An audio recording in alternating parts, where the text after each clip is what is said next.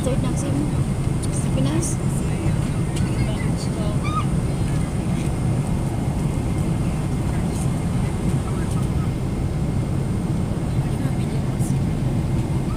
Ako ni-registered ko na yung roaming ko. Ha?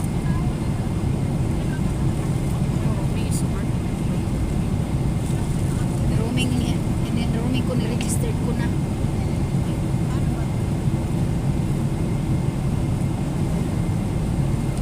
May load na. Hindi ko alam kung pwede pa yun. Tagal-tagal na yung load na yun.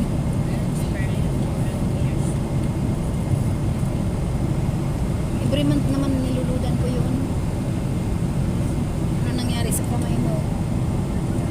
Sa akin gumaling nung pumunta akong Qatar.